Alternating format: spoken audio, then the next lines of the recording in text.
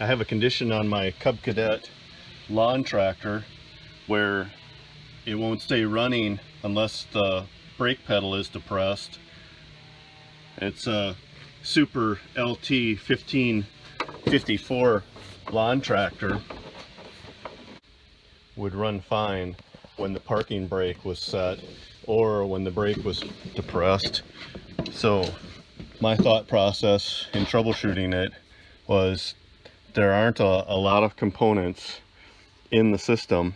So I've highlighted the individual components yellow on this wiring schematic. You can see the main wiring harness here, and then the individual components like the spring switch here, and then the main Keyed MDL Relay, which includes the RCM module and the key switch,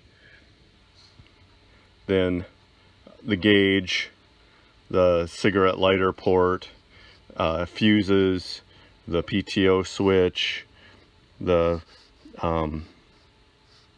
screw switch, and the relay. So after troubleshooting it, I determined that it must be either this RCM module or the key switch, and the key switch was already giving me problems. The key wouldn't insert properly, and it would still allow you to start the tractor, but I didn't know for how long it would continue to work. So I wanted to replace the key switch anyway.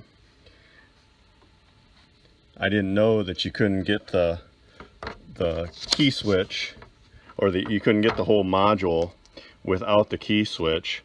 So it was inexpensive to get the key switch. It's about $20. I don't know what the whole module costs, but here's what the wiring schematic looks like. Again, I've highlighted the individual components yellow. Here's the key switch, and then this RCM module or reverse mowing control module. So I knew it either had to be this module or this key switch based on the wiring. The only thing that's connecting to that pedal switch, which is the brake switch here, is this keyed switch and then the RCM module. Of course, one of the circuits goes through the seat, and it goes from the magneto, this yellow wire, and then it goes to a yellow and white wire and goes through the seat. That shuts off the engine when the brake is released or the seat is released. And then this orange wire that goes through the keyed switch and the PTO. So the PTO is running fine. It's just that the mower would shut off. So I had to assume it was something to do with one of these two modules. Then I replaced this keyed switch, and that solved my problem. So the rest of my video goes into replacing this switch. So there's not many things that it can be. So there's this ignition switch. It's a multi-function switch, and then it has this backup control so that you can leave the PTO engaged and back up. So I've determined that that's what it is. It's that multi-function switch. So to replace that, it's got two connectors, one for that safety for backing up. It's got the electrical connector that goes to the switch here. Simply pull on it and pull it off, and the upper connection has a little tab on it. You push that down with your thumb and pull it out, and then there's 4 tongs on the whole body of the switch.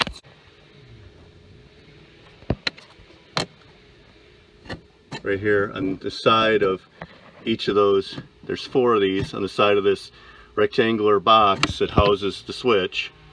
And I'm going to push those in. So once you've got all 4 of those pushed in, you can push on the box.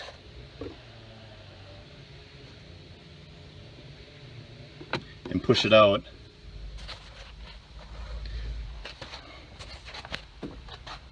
Go to the other side, simply pull it out. And then for this switch, there's simply 2 tongs on the top here and on the bottom here. Yep. On the bottom here and on the top. Simply push those in.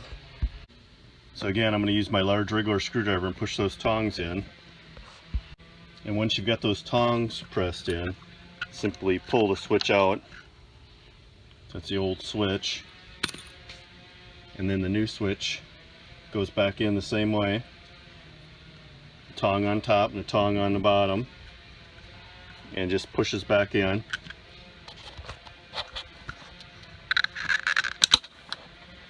When it clicks, you know it's all the way seated.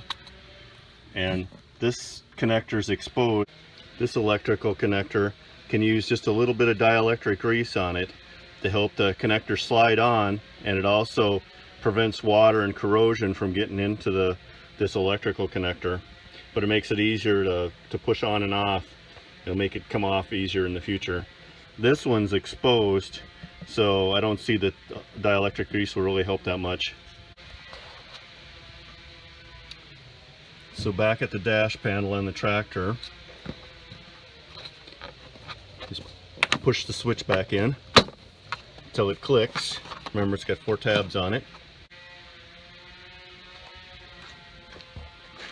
And then it's simply a matter of putting the connectors back in.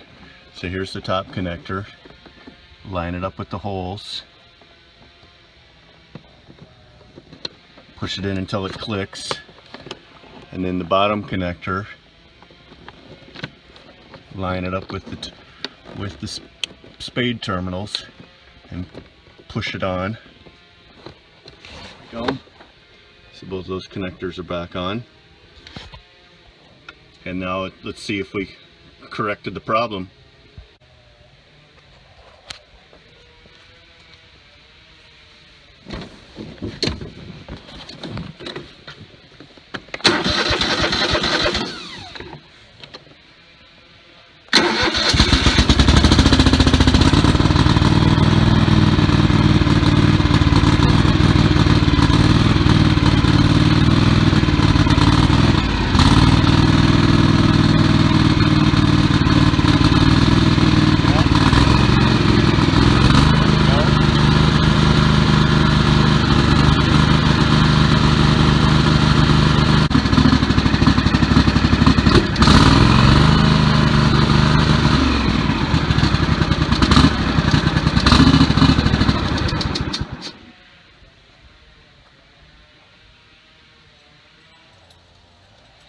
Well, that's it. The lawn tractor went from not running at all when the parking brake was released, or when the brake was released, to now it runs the same when the brake is on or when it's off. So that seems to have cured the problem. So that concludes the video. Let me know if you found this helpful in the comments, and if you did, please subscribe.